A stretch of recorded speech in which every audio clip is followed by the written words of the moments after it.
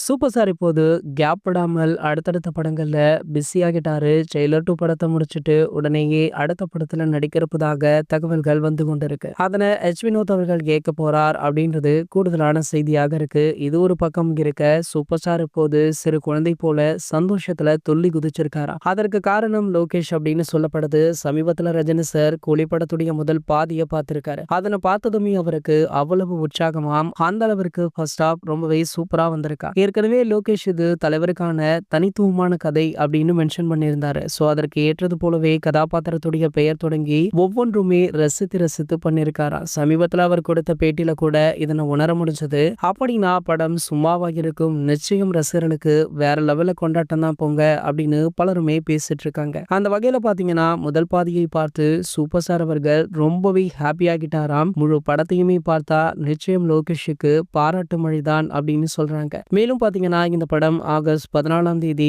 உலகம் முழுக்கவே ரிலீஸ் ஆக இருக்கு. ஆகஸ்ட் 14ஆம் தேதிக்கு இன்னும் ஒரு சில மாதங்களே உள்ளதால படத்துடைய ப்ரமோஷனையுமே படக்குழு ஜோராக ஸ்டார்ட் பண்ணிருக்காங்க. படத்துடைய முக்கிய ப்ரமோஷனான ஆடியோ லான்ச் தான். ஆடியோ லான்ச்கான வேலை தான் தற்போது மிக பிரம்மாண்டமாக நடந்துட்டு இருக்கா. இதற்கான அறிவிப்பு அடுத்த வாரம் வழியாக கூடும் அப்படின்னு சொல்லப்படுது. ஆகையால தலைவர் ரசிகர்கள் தலைவருடைய மாசான ஸ்பீச் கேட்க ஆவலுடன் காத்துட்டு இருக்காங்க. இது போன்ற சினிமா செய்திகளை பத்தி நீங்க உடனே தெரிஞ்சுக்க நம்மளுடைய சேனலை மறக்காம சப்ஸ்கிரைப் பண்ணிக்கோங்க.